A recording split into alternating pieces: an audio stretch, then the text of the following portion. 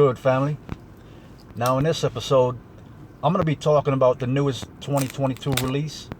You know, those kind of fragrances that fall from the sky unannounced. Oh, and by the way, who gets them Serge Lutens vibes from the presentation? Because I actually quite like it. It's a nice touch if you ask me. So we're going to be delving into Lagerfeld Classic Grey, which is a direct flanker to the 1978 original Lagerfeld Classic release, with the coloration being depicted as a nice dark ambery orange you see here.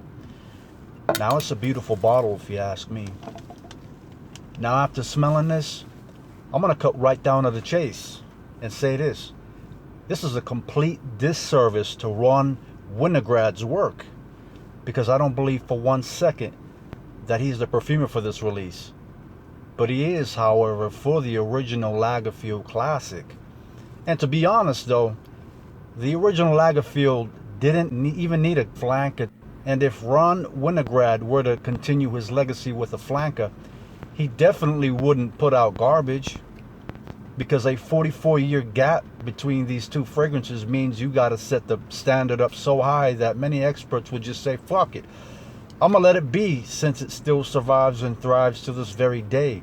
So you know the saying, don't fix what ain't broken.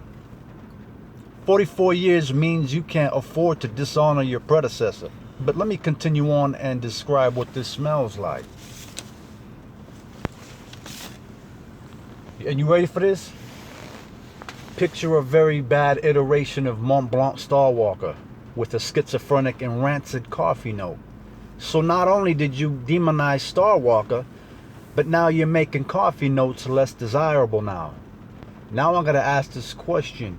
What did Ron Winograd ever do to you? We can't be doing these perfumers like that. We gotta preserve Ron Winograd's work here.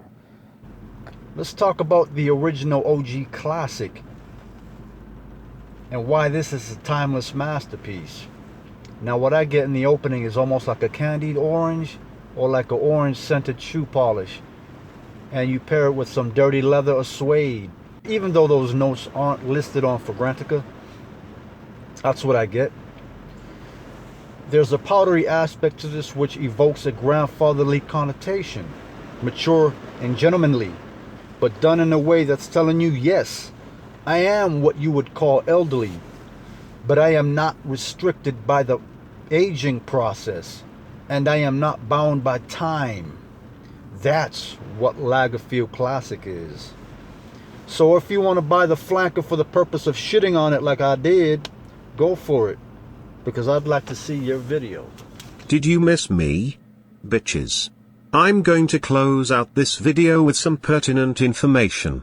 If I was a perfumer, and had to modernize Lagerfeld Classic, it would be this fragrance right here.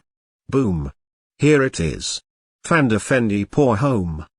If you like this content, drop a comment down below. Wink wink, and sniff sniff.